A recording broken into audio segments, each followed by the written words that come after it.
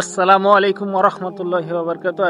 আসসালামু আলাইকুম ওয়া রাহমাতুল্লাহি ওয়া বারাকাতুহু। আশা করি সকলে ভালো আছেন। আলহামদুলিল্লাহ আমিও ভালো আছি। আজকের ভিডিওটা হচ্ছে একটু গ্রামীণ প্রাকৃতিক যে দৃশ্যগুলো আছে এই দৃশ্যগুলো আমি আপনাদের মাঝে শো করব। এই সামনে যে ভুট্টা ক্ষেতটা দেখতেছেন, এই ভুট্টা ক্ষেতটা হচ্ছে আমাদের।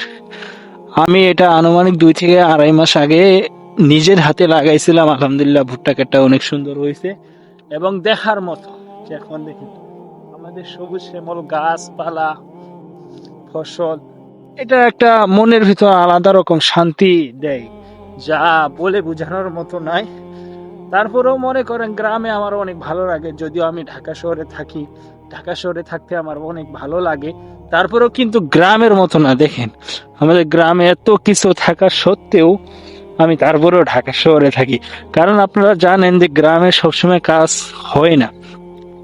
তো আমরা চেষ্টা করি যে গ্রামে থেকে কিছু টাকা উপার্জন করি, পাশাপাশি আমরা ঢাকা শহরে গিয়ে কিছু টাকা উপার্জন করার চেষ্টা করি। তারপরেও মনে করেন মনের ভিতর অন্যরকম একটা শান্তি থাকে।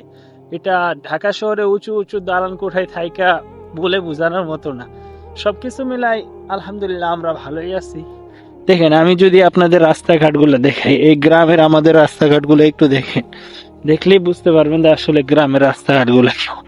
এই দেখেন অনেকে সরিষার কথা বলে, আমাদের দিকে এখনো সরিষা হয় নাই বা লাগানো হয়েছে। এই যে সরিষা, এটা হচ্ছে সরিষা ক্ষেত আমাদের গ্রাম অঞ্চলে লাগানো। এই পাশে হচ্ছে আলু, এই পাশে হচ্ছে ভুট্টা। আমাদের দিকে ভুট্টা মনে করেন চোখ যতদূর যায় ততদূর মনে করেন ভুট্টা দেখা যায়, এবং সামনে দেখেন সামনেও কিন্তু ভুট্টা। এর পরবর্তীতে গাছগুলা রয়েছে, এই গাছগুলার পিছনের অংশটা যে রয়েছে এই অংশটা পুরা সরিষা। অর্থাৎ বাংলা কথায় যাকে বলা হয় চোখ যতদূর যায় সরিষা ততদূর। সবকিছু আল্লাহ তাআলার দেওয়া নিয়ামত, আমরা এই নিয়ামতের শুকরিয়া আদায় করি। আল্লাহ তাআলা আমাদের অবশ্যই এই নিয়ামতকে বাড়াইয়া দিবেন। এটাই হচ্ছে আমাদের উত্তরবঙ্গের ঠাকুরগাঁও জেলা।